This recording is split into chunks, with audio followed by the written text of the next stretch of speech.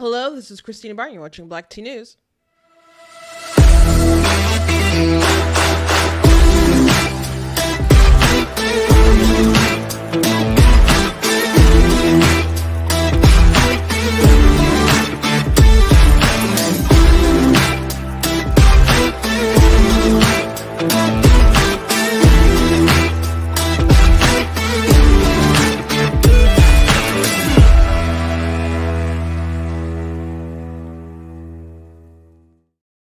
Hello, welcome to Black Tea News. I'm your host, Christina Barr, and I do want to apologize for being a bit late, but as I said the other day, I was having some renovation stuff done, and it went longer today than because they were trying to finish and then they couldn't end up finishing, so it just pushed the show back. So I couldn't do it with all the noise and stuff going on. So it should be done tomorrow, and I shouldn't have any problems, just in time for the day before the weekend starts. But anyway, thank you guys for joining with me today, even though it is a bit late. I appreciate you, people watching it now, people who will hop on later, and people who will watch it back, etc. Thank you very much. Today we'll be talking about the continued clashing between the parents. It's happening all over the country. We talked about it in California. There are some Armenian parents who are very upset about different LGBT indoctrination stuff going in their schools. And now we see parents protesting in Maryland about it. So it looked like there was a lot of Muslim parents, but from people on the ground who say they live near the area. So there's also Christian parents and stuff. Because I posted it on YouTube, and the people are like, "Where's the Christians at? Where's the Christians at?" They're cheering on the Muslims, like, "Where's the Christians at?" Apparently, there's Christians there too. But it's funny that because I'm going to show you guys a clip. But the clip that I saw, someone posted a clip and said, "Oh, look at all these white supremacists." People are like, "I was there." And there were far more white people who were protesting on the LGBT side than people who were protesting, to not have this stuff in the schools, which I think is hilarious because it was the same way when we did the voting for the Electoral College in Michigan in 2016. And there were all these protesters there, and they're singing "We Shall Overcome" and screaming "No white fascist, KKK, USA," something like that. And I'm just looking at the room that we're all kind of maybe I'm going to say barricaded, but maybe that's a strong word, but we were inside the chamber, and I'm looking around. I'm like, there's definitely more minorities in this room who fought for this result, who are here on the Republican side, than are outside protesting against it. I'm like, that crowd is definitely very white. So it's just really funny how often people want to throw around the white supremacist thing, and it's just not legitimate. But someone added me to a hate list today for being a race traitor, but I don't even know why. The person didn't even interact with me. Stuff I've been posting lately have been about the gender issues, and I posted a few things about black babies being disproportionately killed in the womb. So I don't know which one of those two things probably got me on you're a race traitor list, but whatever. It's just another day. Also, we'll be talking about how a Korean spa owned by Korean Christians was ordered to allow a male to change their policies, which some of the stuff that they do, you have to be nude, and they didn't want any men to come in their spa, and they were ordered that they have to, because a person who considers himself non-binary trans woman sued them with a civil rights group to force them. So Redux, who does great work, wrote about it. So I want to talk about that. Also, the AI stuff with the campaigns are getting really strange, or there's a possibility to get pretty strange and pretty bad. And the DeSantis War Room put out something that had AI, Fauci, and Trump, and I'll show you guys that, which Trump and his people have already pushed stuff that was AI, AI voice generated. And I don't think doing the AI stuff is going to go to a good place. It's going to make for an interesting election cycle. But I don't think it's going to go to a good place. But I'll show you that ad that they're doing. But before we jump into it, I want to encourage you guys to go to the website, check out different content on my website, articles, videos, etc. Please check out different merch at my store, like what shall I show today? Well, we got the black tea mug. We also got the You Are Not That Special. We got the Life Wins and the Row KC bordered shirts, which the anniversary of that is on the 24th, which is almost 2 weeks from today. I'm Not the Victim You're Looking For, and all kinds of goodies you guys can check out at the website. Please check out my book, of course, God is Blatantly Against Abortion. It's available on Amazon, and it's also available on Barnes and Noble. It covers, yes, obviously the theological aspects of it, but this issue, but also it covers the science, it covers philosophy, it covers our rights, talks about our political landscape, talks about redemption over condemnation for these women, which I gotta say, there's someone who I quoted within the book and really admire was talking about how there's such a framing of the world today for women to kind of despise their biology. And she didn't mention about anything about trans thing, but I think it can go to that, but also like obviously with women and their reproductive someone in her comments called it, oh, I'm for reproductive justice. I'm like, who are you seeking justice from? And I'm like, who wronged you? Anyway, this person tried to push back on what she was saying, but she's like, women should have a right to decide when they're going to be pregnant, and it's like, women can do that now without violence. But she said it's violent to remain pregnant when you don't want to. I'm just like, who's committing the violence? The baby? And so all the stuff she was saying, I'm just like, this is so weird. Like, to me, it sounded no different than like the trans activists that say that you're harming kids or you're committing violence against them if you force them to go through puberty. That's how like nutty to me it sounds. It's like, I'm sorry biology is happening to you, you know? But you definitely have different options before you get pregnant. But once you are pregnant, a baby exists. So anyway, go ahead and check out the book. It covers a lot of different things on the topic. Also, again, the anniversary of the overturning Roe v. Wade is on the 24th. So this month, we are considering it to be like Life Month. And so one thing that my church is doing, we're collecting different donations for Pregnancy Crisis Center. And so we're going to be bringing those supplies to a local pregnancy crisis center. So I suggest and recommend that people do something similar. You know, you can give it to groups like Let Them Live, or you can help, other pregnancy crisis centers, or, women in need. Go do the sidewalk advocacy.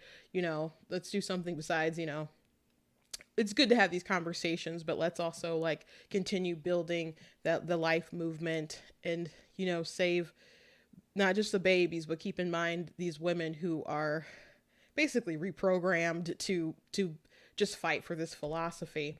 So I think there's a lot of victims involved in this situation. So let's continue to fight for our future, really.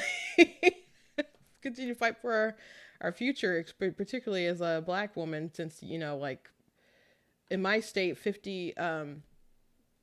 my governor is making a task force to try to, I guess, stop people from leaving our state, because they are.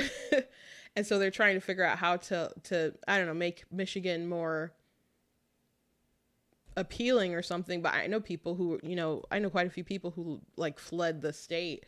I really can't blame them because of the political landscape and stuff. But I'm like, if you're concerned about our population, you could always not advocate for like 30,000 Michiganders to be killed every year. I think that's kind of relevant, and like half the amount are Black, and we're not half the population of Michigan, by the way. We're like 14%. So that's odd. That's strange. That's a bit alarming. Not something that our governor cares about in the least bit. Cares about in a way that she probably should. She's probably like, oh yeah, that's good for business. We got to keep popping more of those places in those Black neighborhoods. They chase that dollar where they think they'll get it. Anyway, let's move on. I do have something funny to show you guys before I go into this story. You know, Chris Christie has decided to run for president for some reason. He's not going to win in the least bit.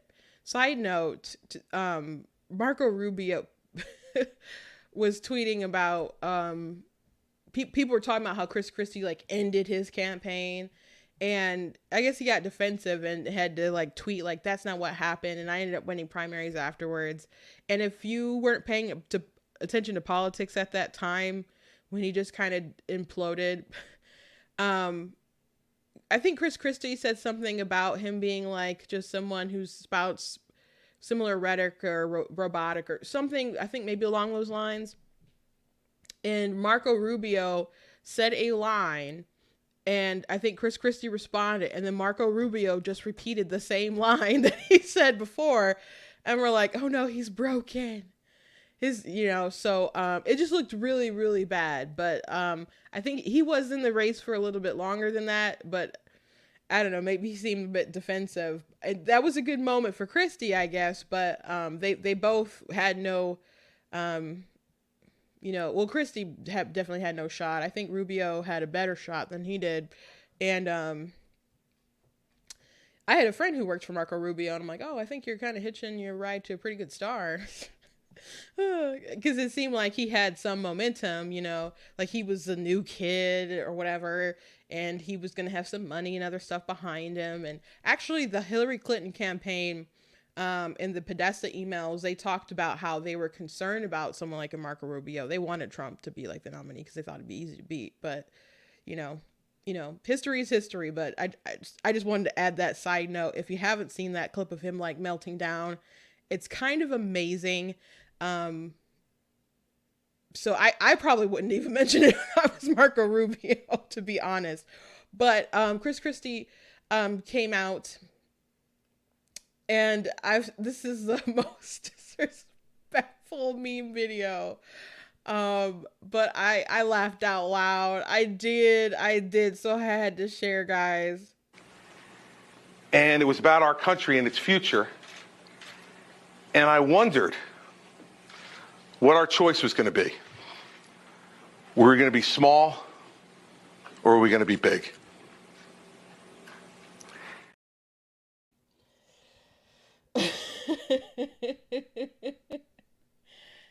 So, again, genuinely disrespectful.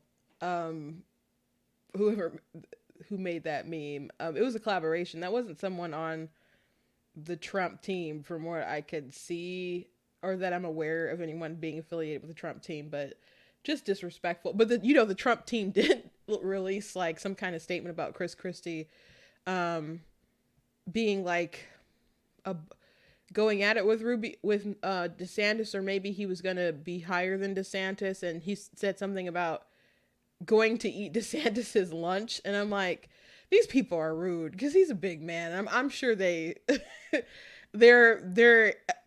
probably meticulous with their wording on that front. So anyway, for a while we've had the memesters, doing different stuff like that. And there are the meme wars of 2016, and there's a saying that the left can't meme, implying that the right does a darn good job at it. And I've seen some fantastic memes, and people joked about meme museums and all kinds of different stuff. And politics is a fun time for people who make memes. But with AI, there is really a danger of things beginning to go too far.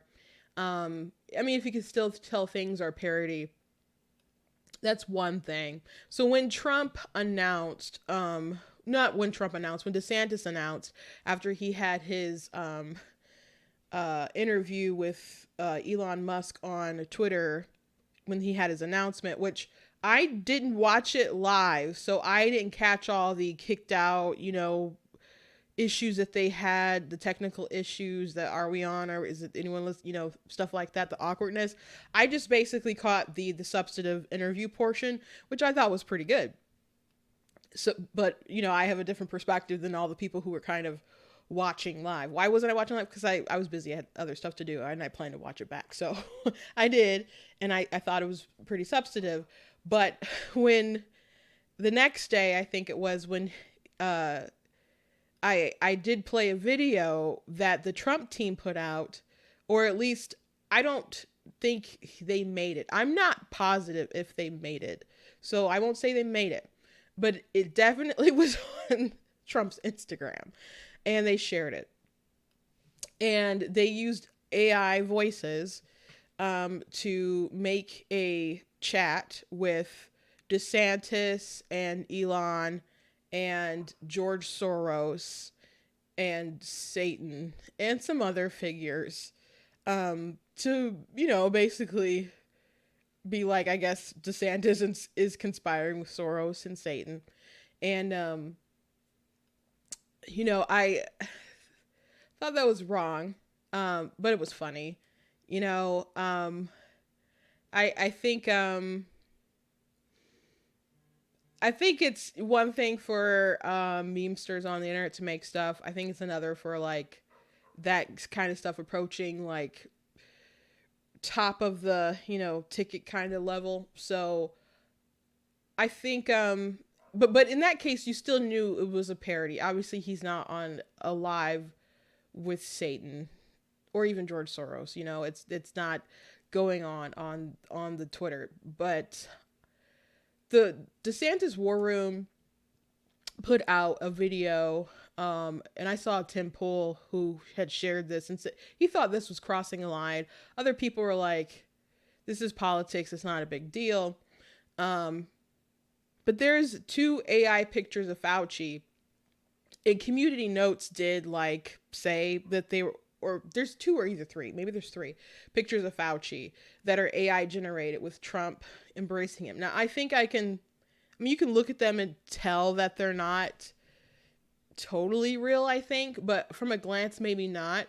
And so there's a difference between like seeing something and it's like a joke, or hearing something and it's a joke. Like there's a lot of AI stuff on like TikTok and maybe YouTube and other places of like the president's ranking Pokemon. I've seen a couple of those. They're funny, with like Obama and Bush and Clinton and Trump rating their favorite kind of Pokemons, like the favorite EVs and different stuff. We know that's parody. We know that's not real. But this is done in a way to give people the impression of something that's not true, or to drive home a point that's true, but they're trying to push it forward with these images. And I don't think that's appropriate. So I don't know how affiliated this is from the DeSantis War Room, but I don't know how affiliated they are with actually the campaign. But I do know that Christina Pushaw does like point to them a lot, and they do good stuff, and they are like a rapid response team, and the only link that they have is right to the DeSantis website. So I would just be careful with these campaigns of putting out this kind of stuff. Now I can say that, but I don't think anyone's going to take my advice. I just think AI is about to get really, really worse. So here's the video they put out. You're fired. You're fired. You're fired. You're fired. You're fired. You're all fired. All 4 are fired. You're fired. You're fired. Today I walk in, I hear I'm going to fire him. I'm not firing him. I think he's a wonderful guy. Should you have fired Fauci? So a lot of people ask me that question, and I did it right. Because if you do fire him, you're going to have a firestorm on the left again. Why did you feel unable to fire Fauci? Personally, you're not allowed to. Every time he goes on television, there's always a bomb, but there's a bigger bomb if you fire him. Frankly, you can't win that one. If I would have done it, I would have taken heat.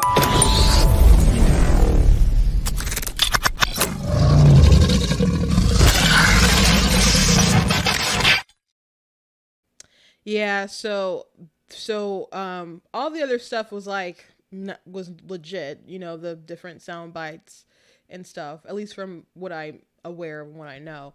But there was different images of like Trump hugging Fauci that weren't real. So considering like the other stuff that they had, you didn't need to have the AI Trump hugging Fauci, to drive that point home. You didn't have to do that. So when when you add that extra stuff, it just makes people like, I mean, there's the people who you fool and they're like, oh gosh, that's really bad. But then there's people who find out the truth or know the truth, and maybe they're persuadable, but now they look at you a little sideways because they're like, that's not a, you're obviously trying to trick me. That was deception, because that portion of it wasn't real. So how much of this is real, and how much should I trust you if that's the narrative that you're trying to push? So I made like political videos in 2016, if you live in Michigan, you probably saw some of my stuff. If you're perusing the internet, my most viral video was a 50 reasons why not to vote for Hillary Clinton. And, that got around. That got about 1 million views. It was maybe got to like 900,000, I don't know, maybe views on like Facebook and stuff. So it got around, and it was just literally like, it started with Hillary Clinton saying, why aren't I 50 points ahead? And then you heard like this dramatic music, da, da, da, da, and then it just went through 50 reasons. It just went through 50 reasons why not to vote for her. But it was important to me that every reason was legitimate, and that every clip or every quote that I used made the point that I wanted it to make. And if people looked into it, that they'd be like, oh, that's true, what this video is saying. And gosh, it's even worse than what I thought. So it was really important to me to not be deceptive with my stuff. Like I know that people don't share that same opinion or whatever when they make like political attack ads, and they don't care if they lied to somebody, they don't care if they tricked somebody, if somebody was deceived, as long as somebody, voted the way that they wanted to vote, they just, pat themselves on the back and they consider it a victory. But it was important to me to still be like, I want integrity at the end of the day. So, I really, really, really, really, really, really was disappointed in like Trump's team and fans and folks and whatever, during the Pennsylvania primary, and some of the attacks that they, pushed against Kathy Barnett. And there was one video that Rick Grinnell was pushing and other people were pushing. And they're like, ooh, look at the real Kathy. And it was such a terribly edited, cut up video trying to make her seem like some kind of pro BLM activist or something like that, when she was like the opposite. So I didn't appreciate it, and she didn't deserve it.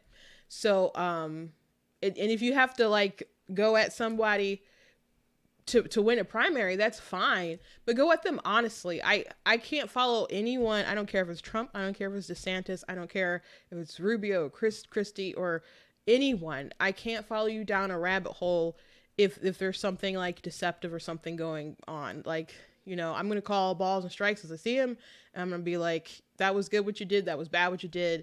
I can, at the end of the day, make my mind up who I'm going to vote for and who's going to be my favorite or whatever. But I'm just going to try to call balls and strikes and be fair and appreciate honesty, and, clap when someone does good. And,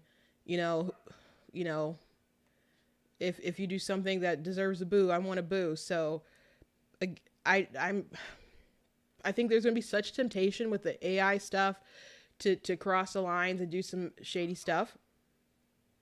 But don't do it. Now, is it as dramatic as Tim Pool was saying? Like, oh, this is really crossing a line. I like apocalyptic kind of cross the line, throw them out. Not that deep, but I just, I think it ultimately makes you not look good. But kudos to Twitter and Elon Musk, and the community notes thing is such a great addition to Twitter. Because at least with that video up, there's the community notes right underneath it that let you know that there are AI pictures in them.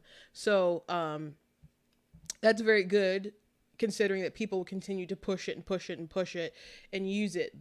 And my big concern is when people really start using stuff and people can't tell if something is real, and it's clearly not parody and it's just clear deception.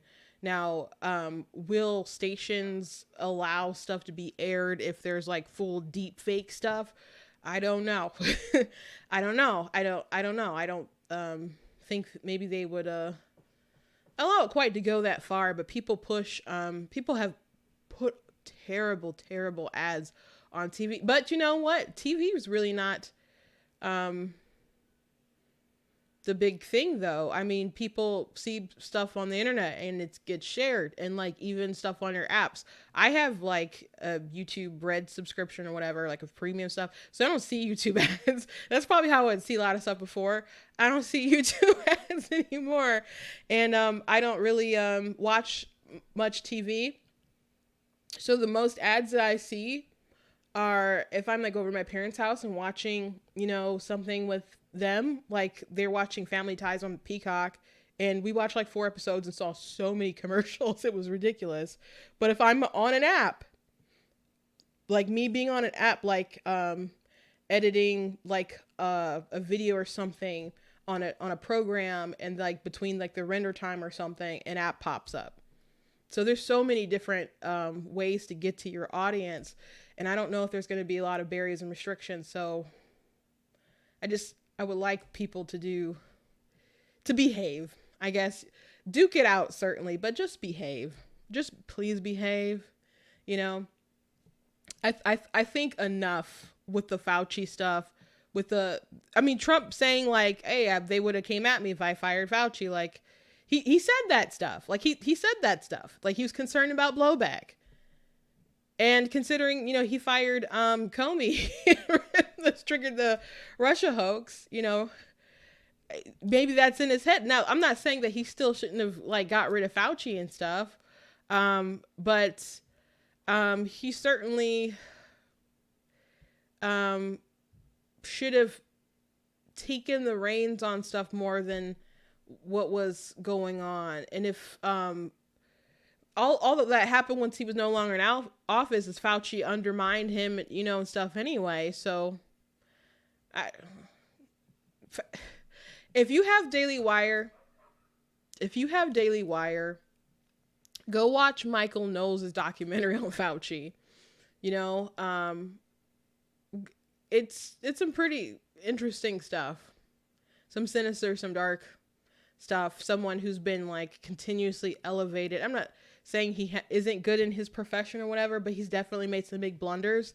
And for him being in the game for so long and being such a highly paid government employee who had so much influence over our nation, it's just really crazy. So if you have Daily Wire at all, go. If you haven't watched Michael Knowles' video on Fauci, I'd recommend you go watching the video on Fauci. I did forget that I saw that and that he had that, but go ahead and watch it. It's probably out of their documentaries or whatever, like What is a Woman is like, that's why I subbed.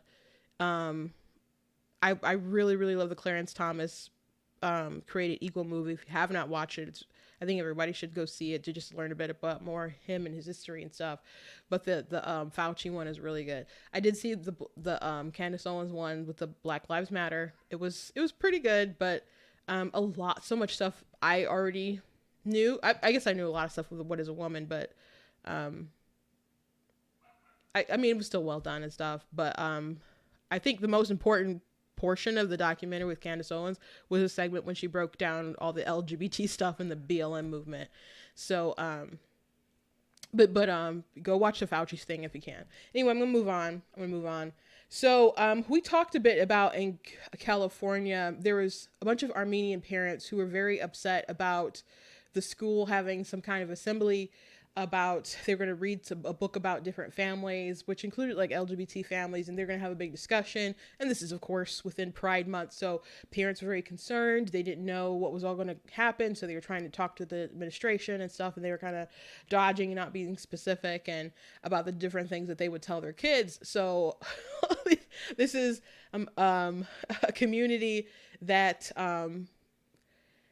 is religious, and they don't appreciate people trying to indoctrinate, you know, their kids with different stuff. And so they're like, well, we're we're going to keep our kids out unless you know, have these conversations with us or not do this stuff.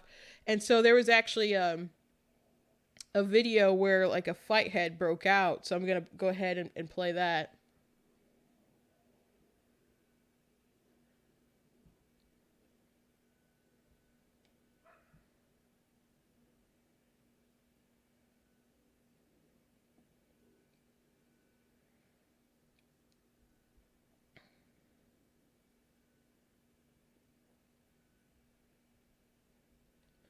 So what's interesting about that video is that when I saw it on Twitter, someone had shared it, and I already mentioned this, but in case you missed it, a white person, which I don't even know was a real account or whatever, like a real person behind the account, but it was like someone who had, you know, worked under Obama or volunteered under the Obama campaign and stuff, blah, blah, blah.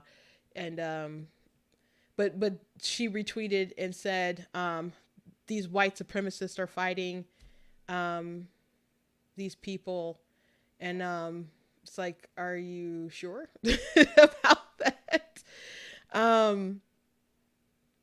It's pretty amazing how people just want to label everyone who they disagree with a white supremacist. One, I guess maybe they just think that's the worst thing in the world, and I don't even know it's because of the racism behind the ideology, or it's just because they hate white people. Because they don't mind racism. They don't. They just really hate white people. But they're racist to people who they don't like all the time. Especially black people who think differently than them. But yeah. And someone just noted in the comments, like, this is a group of people, like, in the West, they don't even, like, really acknowledge their history and how they were just treated, you know, like the Armenian genocide and stuff. And here they come trying to, like, do this to their kids and disregard these parents. So no, they're not having it. But also there's in Maryland, parents were also rising up as well. So here's a protest, and there's a lot of Muslims who are protesting against this, but there's also Christians and other folks out there as well. Protect our children! Protect our children! Protect all children! Protect all children! Protect our children! Protect our children! Protect our children! Protect our children! Let's fear God! Let's fear God! Let's fear God! Let's fear God! Let's fear God! Let's fear God! Let's fear God! So yeah, they're out there. And I saw some people who were replied in the thread and were like, there's a lot more white protesters from the LGBT side than the people who are saying hands off our kids. So I mentioned this the other day, but it's interesting that there's all this pushback about all the stuff that's in the schools. You have the pushing of the gender identity stuff, the pushing of the you know, the sexual orientation stuff, and people are sick of it. They've had enough of it. There's teachers who have like transition closets, teachers who are not even Mr. or Mrs. or mixes and stuff. They don't have American flags. They have pride flags that they have their kids pledge allegiance to. There's teachers and staff who keep secrets from parents if the kids are trans or think they're trans, and they'll use different pronouns and use different names. And when they call their parents, they'll use different names and pronouns when referring to their kids. They'll go in there, change their medical records and all kinds of different stuff. And beyond the LGBT stuff, the sowing of the distrust, the building of the wall between the parent and the child, it really infuriates me. But back in 2008, when a ban on gay marriage passed in California, which I was so surprised that happened, so shocked that happened. I was like, I thought America was like further on the issue than this. And I'm like, and if it happened in California, a ban could happen anywhere. It was just my thinking. I'm like, I was just really shocked. But you know how Obama was president, got elected that year. A lot of people came out for the historic vote, and there's a bunch of minorities, and they're like, gay marriage, and they voted against that.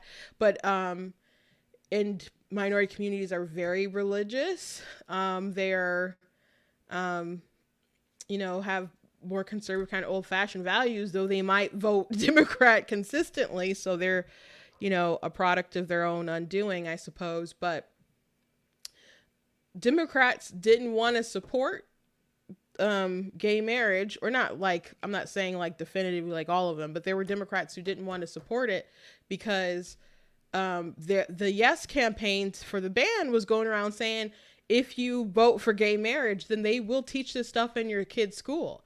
But and I'm not mentioning this, like I mentioned the other day, I'm not mentioning this to have a debate with you right now about gay marriage. I'm mentioning this because the No campaign said that that's propaganda. And they're like, that's not true. We wouldn't do that, or that's not going to happen. And the media was like, oh, they're pushing lies and propaganda, et cetera, blah, blah, blah. And I'm like, they were absolutely telling the truth at the time. You guys were lying. And I'm pretty sure you always knew that you were lying and that this stuff would be pushed in the schools, and not just, and it's not even like just homosexuality, which you have people who are gay who are like, leave the kids alone, let them grow, let them learn math and how to read and figure themselves out as they get older. Don't like put this stuff in their head and put like LGBT stuff on a pedestal to the point where they're like, well, I want to be different yet special at the same time. And they're like, just let the kids be, but we're beyond that now. And then it's like, now it's all the gender identity stuff with it now. So so a lot of these activists are like lying to you about their end game and their end result. Like, I won't lie to you about my end result about like abortion and stuff. But, you know, we have these conversations, but my goal is a ban. Like, I like,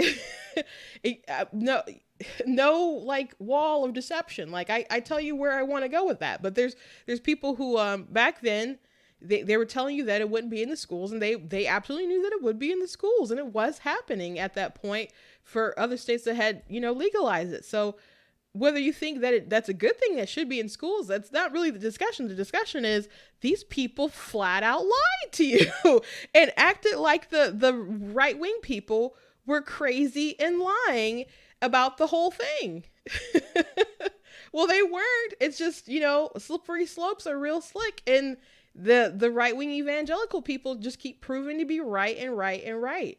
And you know what? The further people keep pushing on the stuff to the point where they read I Am Jazz in school, and they have these pornographic books there, and which I don't understand, like if you're in the LGBT community, like, and you just want to like, live your life and love who you want to love, like, don't go to protest for pornographic books to be in the school because your feelings are hurt because people don't want it in their schools. What does that have to do with you? What does porn have to do with you?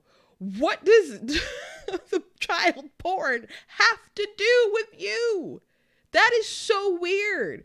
But so people show up like in Dearborn when the Muslim parents are like, we don't want this in the schools. And there's all these LGBT people who are like, what? Don't be hateful. And it's just like, this has nothing. It should have nothing to do with you. Why are you supporting this? Like, we're all questioning you now. This is so weird. Like, don't take it so personal. Like, why can't everyone get on the same page about this really grotesque stuff? Like, there shouldn't be family-friendly events where there's like, they're passing out dildos and other weird, gross stuff. There's one thing. And I didn't want to show you guys the video, so I did not download it. I definitely didn't want to download it anyway. But there was a family-friendly event, and it had all this weird stuff there, including some like weird Disney art, like with the male characters and like, you know, bondage gear and stuff. And it's not appropriate if you think that those are family-friendly events and stuff. I can say there's different spots at Comic-Con, which those are supposed to be friendly family events where they make people cover stuff up. And I'm just like looking sideways at the guys who go to those booths with basically the naked lady, anime ladies. I'm just like, the FBI should look at your hard drive. They should look at your hard drive. But, you know, I don't even appreciate having to walk past them, but I'm like, please do not put me anywhere near these people when I have a booth, please. I want to sell children's books.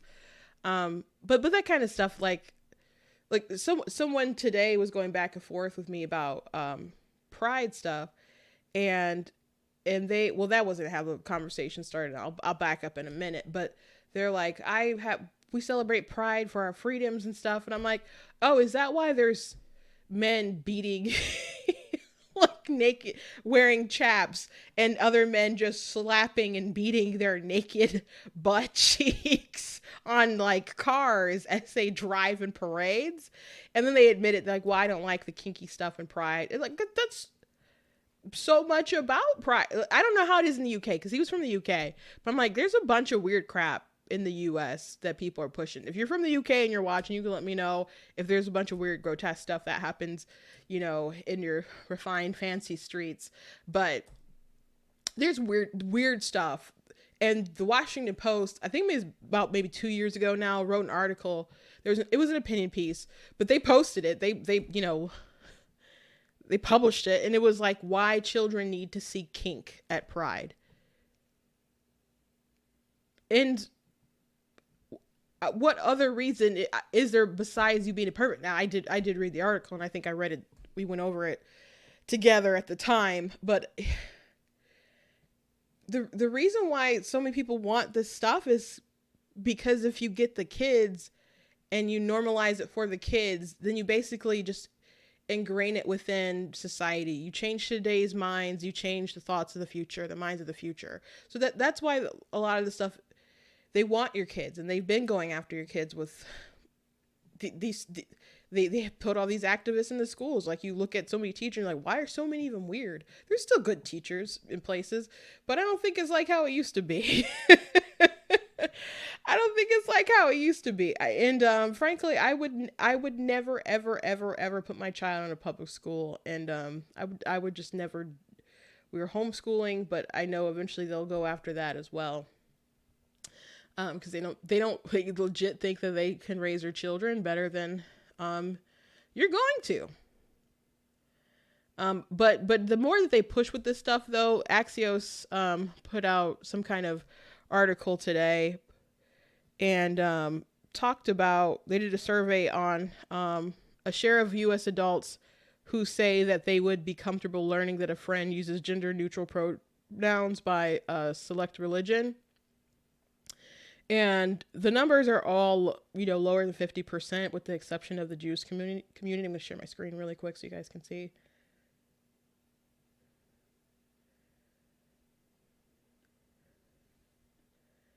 So white evangelical Protestant, 20%. Latter-day Saint, 25%. Hispanic Protestant, 26%. Black Protestant, 35%. I want to see those numbers lower, folks. Other Protestants of color, 36%. Hispanic Catholic, 34%. White Catholic, 31%.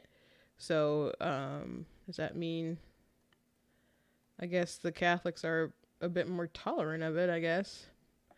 And even these numbers seem kind of high for even like the question phrase, because it's like comfortable learning that a friend uses gender neutral pronouns. How are we rating being comfortable? Like are we cool with it? Are we going to comply?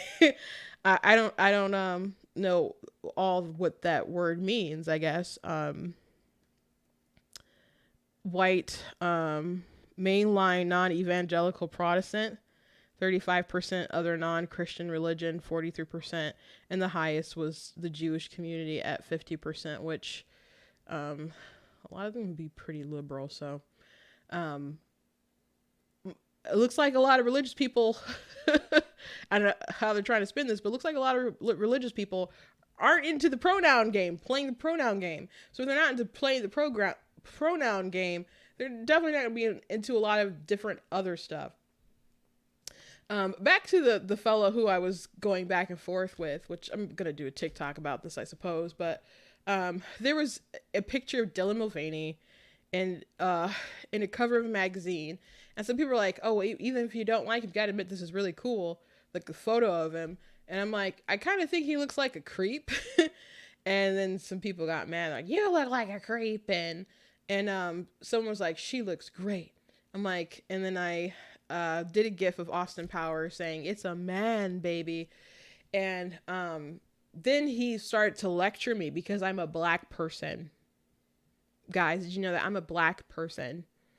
And as a black person who has been part of a marginalized, oppressed class, how dare I persecute someone else? I'm like, I'm not persecuting someone by telling them the truth or saying the truth about them. He is a man. And I went on to say, I'm like, Dylan Mulvaney is someone who has threatened women that he doesn't like, who has said, you know, he's more comfortable being called a sexual predator than being called a man, which is really weird. I don't know if he really thought that through, but it's out there. He put it on TikTok.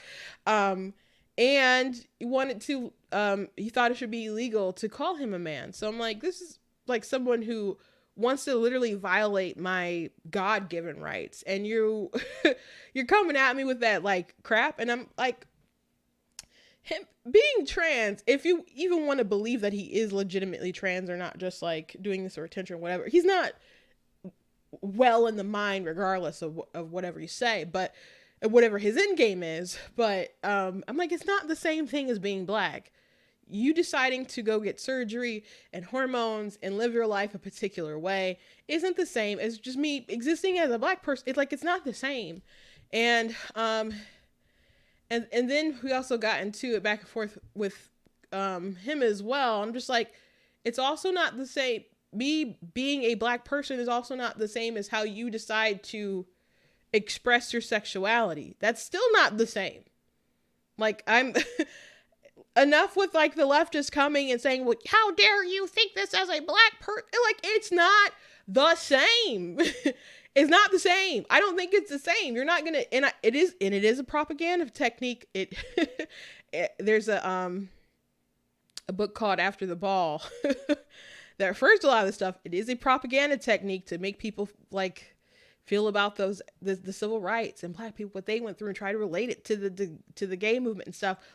It's a propaganda technique. I'm not falling for it. It's not the same.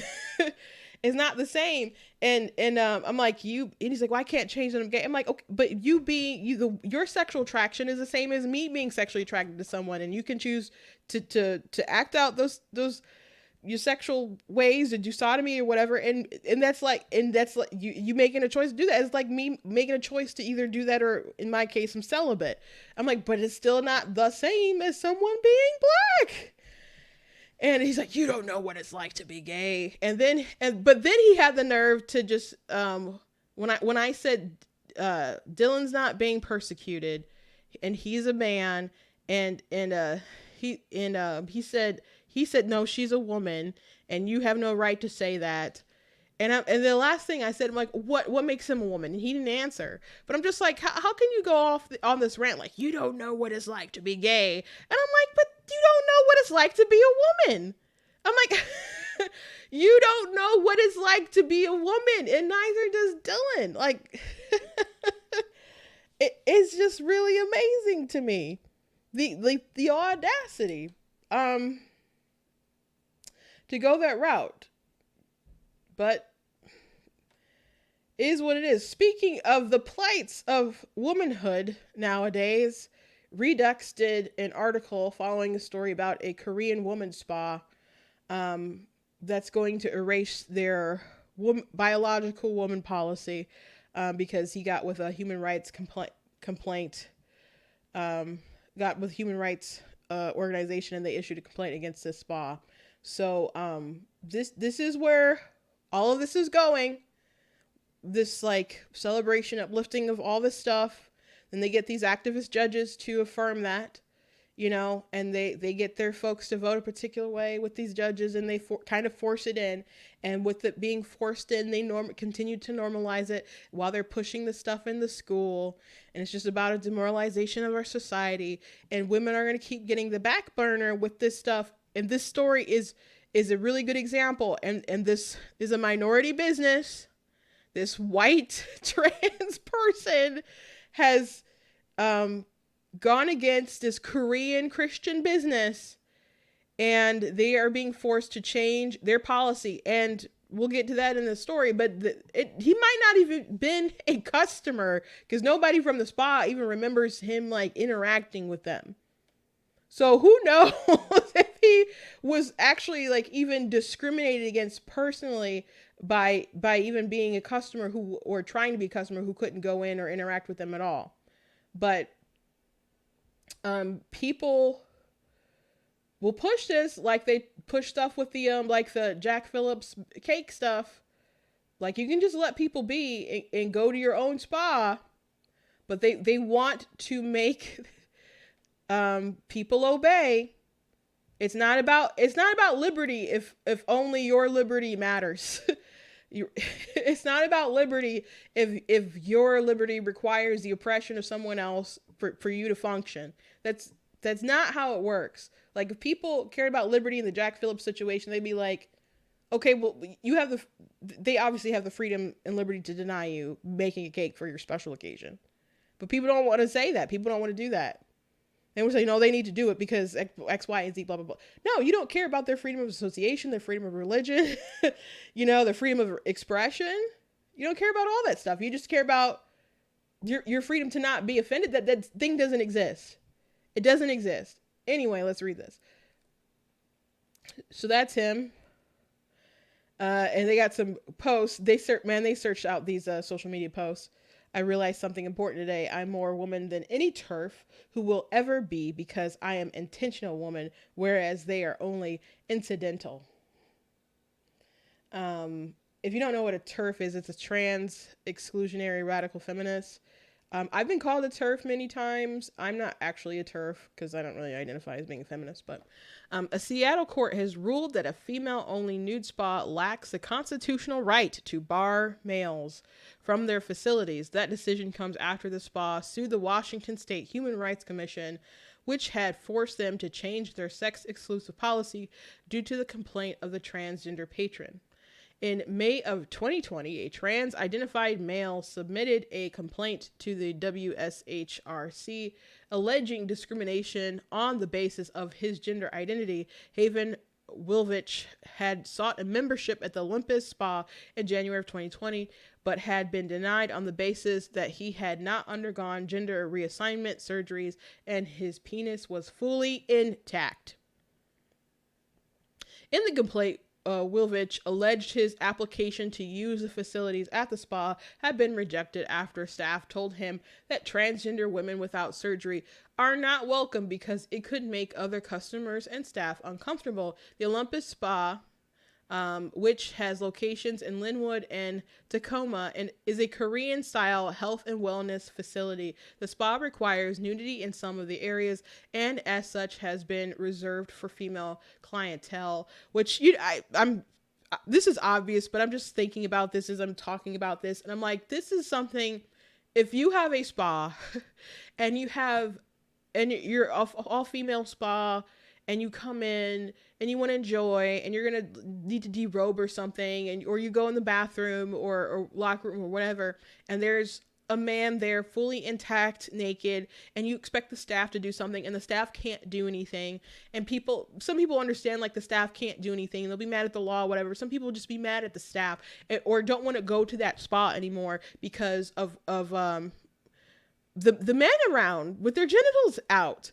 So, or whether their genitals are or aren't out, they'll feel uncomfortable. So this is going to impact their business, or it could impact their business, and they don't care. They only care about themselves.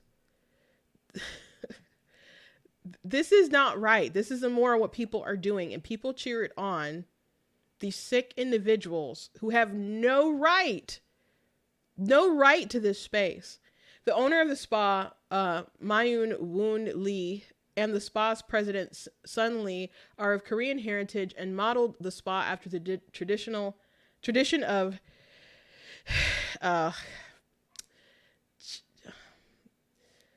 Tina was in the chat. I guess she couldn't help me. My sister is learning Korean. I don't know how to say that. Something bang.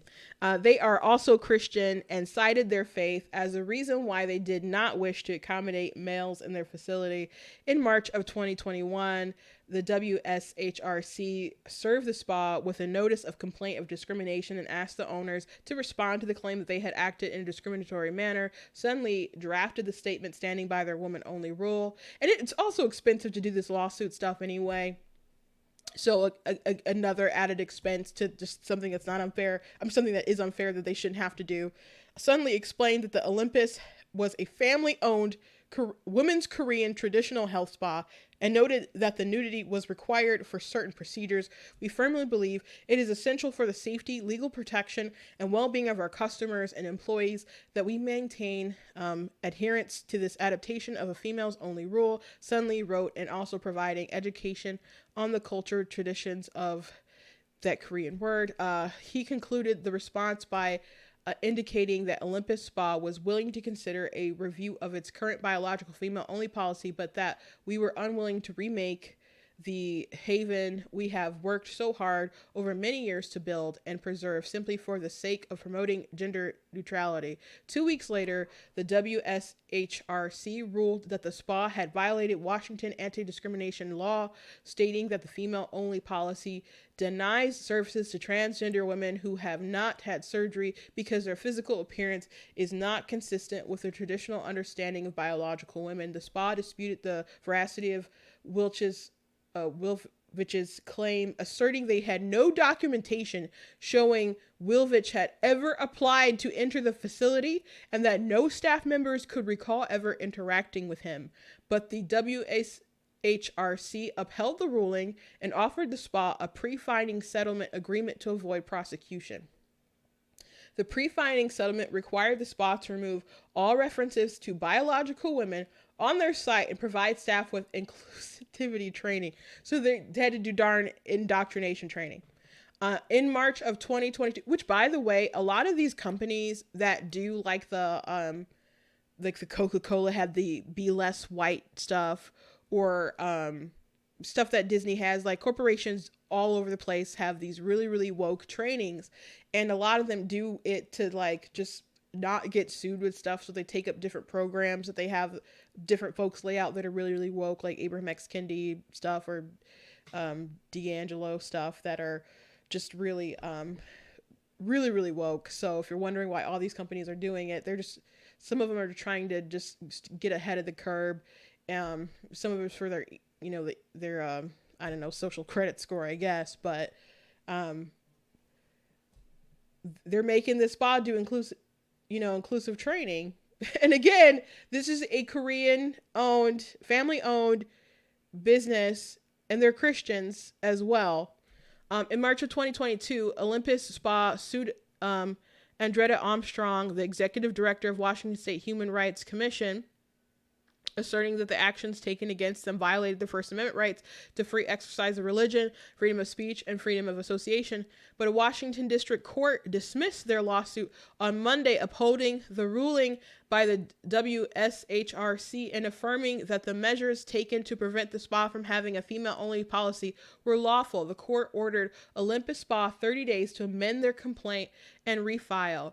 Haven Wilvich, the trans-identified male whose complaint resulted in the loss of the female-only space, boasted about his success on Facebook after the initial WSHRC ruling. This is just disgusting. I worked with the Washington Human Rights Commission and got Olympus Spa, the main naked lady space in the area, to change their policies and allow all self-identified women access regardless of surgery and genitals. This is disgusting. This is genuinely disgusting. A Wilvich-born Caleb Richmond identifies as non-binary transgender woman and currently purports to be a project coordinator at Fred Hutch and the HIV Vaccine Trials Network. In a 2020 interview, Wilvich stated he worked with clinical sites around the world and operates on findings an effective HIV vaccine. Wilvich is also founder of Stance, the Seattle Trans and Non-Binary Choral Ensemble. Making fun of Viagra or small penises isn't the feminist act you think it is. It harms trans women and femmes with penises. In 2022, Wilvich received a $2,000 grant from the Seattle Pride Association for providing a vocal space free of gendered expectations. by and for transgender and non-binary singers to explore and express themselves through music. Prior to his transition, Woolwich also sat on the board of the Seattle Non-Binary Collective and described himself as a tall, bearded, trans femme King County native.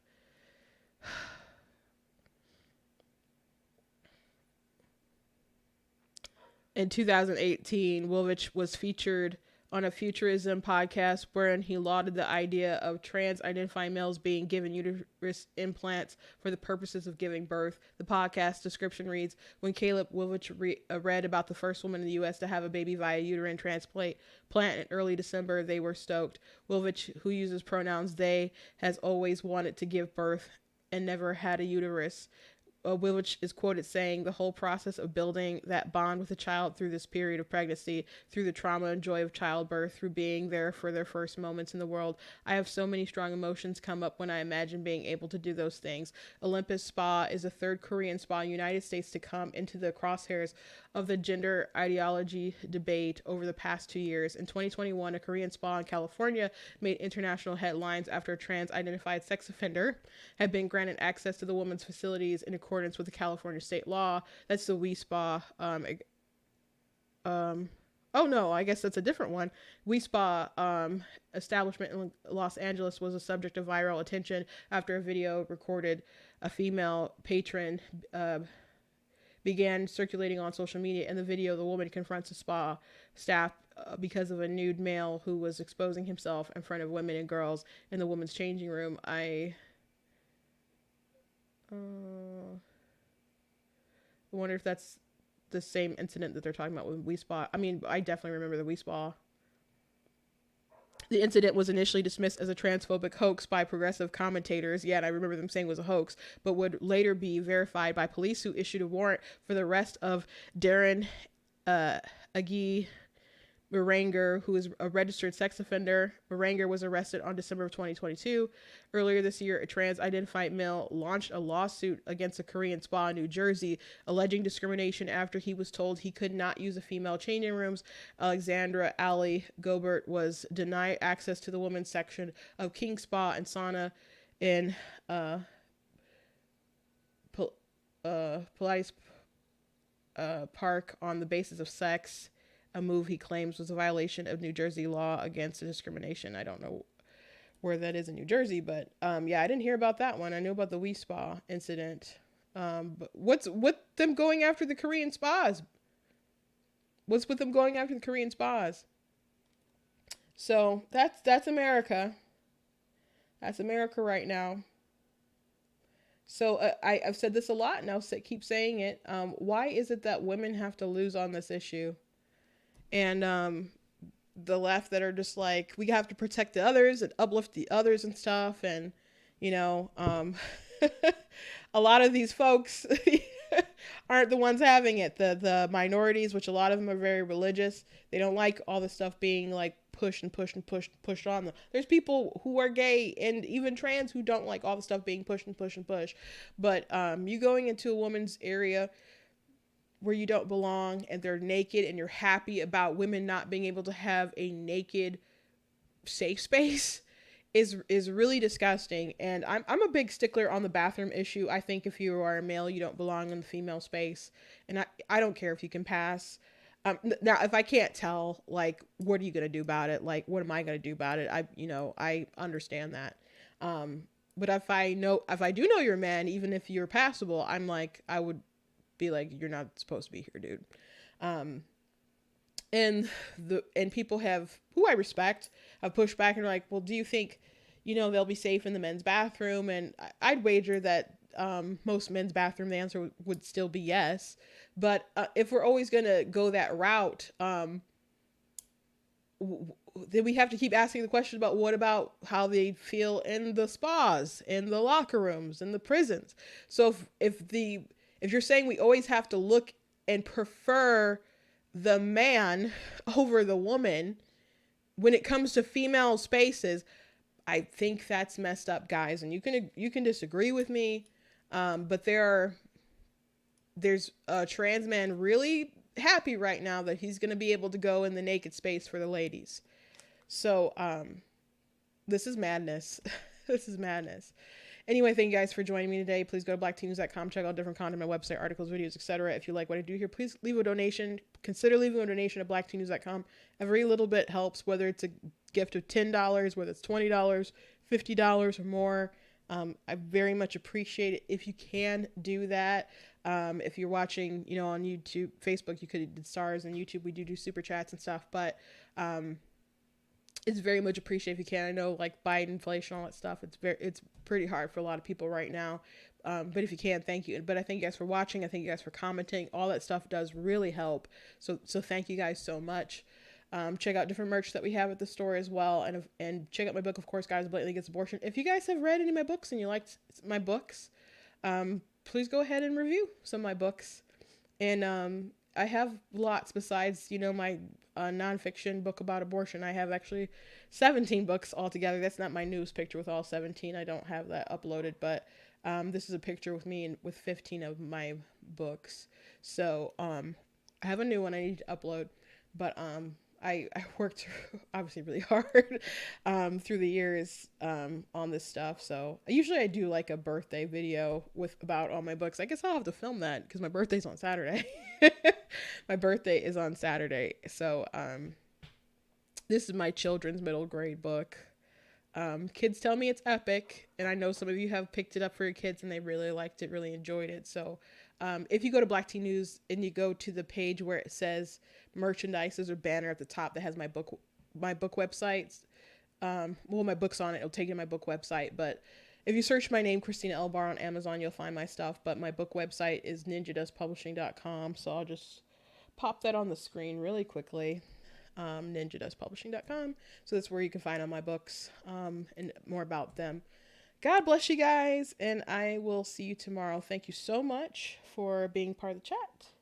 And thank you very much for the happy birthday wishes. But I guess, we'll have one more day together before the birthday starts. So I'll see you guys tomorrow. And everything should be good for me to start tomorrow at 4 o'clock, the normal time.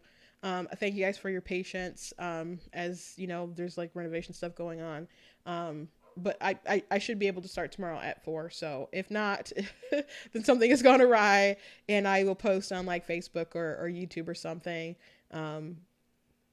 But thank you for your patience, and I'll see you guys tomorrow.